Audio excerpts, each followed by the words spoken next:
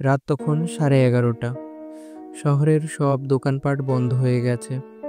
এক কোণায় পড়ে থাকা বাস স্ট্যান্ডটা যেন ভুলে যাওয়া জায়গা। অভিষেক দাঁড়িয়ে আছে একা, হাতঘড়ি বারবার দেখছে। শেষ বাস আসার কথা ছিল 10 মিনিট আগে, কিন্তু চারপাশে কোনো শব্দ নেই। হালকা বাতাস বইছে, পুরনো লোহার বেঞ্চটা কড়কড় শব্দ করছে। অভিষেক হঠাৎ টের পেল চেয়ারের উপর একটা ছেঁড়া স্কুল ব্যাগ রাখা। মনে হলো কেউ হয়তো ফেলে গেছে। ঠিক তখনই পেছন থেকে গলা, তুমি কি বাসের অপেক্ষায় আছো? অভিষেক ঘুরে দাঁড়ালো, দেখলো এক বৃদ্ধ লোক দাঁড়িয়ে, মাথায় পুরনো টুপি, চোখ মুখ অন্ধকারে ঢাকা। অভিষেক বলল, হ্যাঁ জানেন বাসটা কবে আসবে? লোকটা আস্তে আস্তে হাসলো।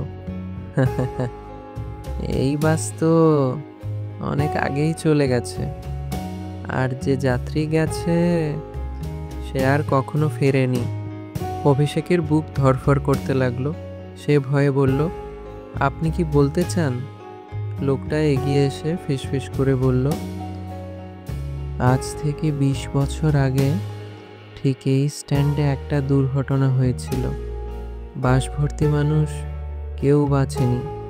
তখন থেকে এই শেষ বাসটা আর কেউ ধরতে পারে না, শুধু তাদের আত্মারা আসে। অভিষেক ঘামতে লাগলো। হঠাৎ সে বুঝল ওর পাশে দাঁড়ানো বৃদ্ধের ছায়া নেই। এক পা পিছোতেই ব্যাগটা নিজে থেকেই মাটিতে পড়ে গেল, আর ভেতর থেকে ভেসে এলো শিশুর হাসির শব্দ।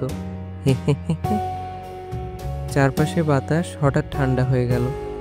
অভিষেক দৌড়াতে যাবে, ঠিক তখনই স্ট্যান্ডের লাইট নিভে গেল সম্পূর্ণ।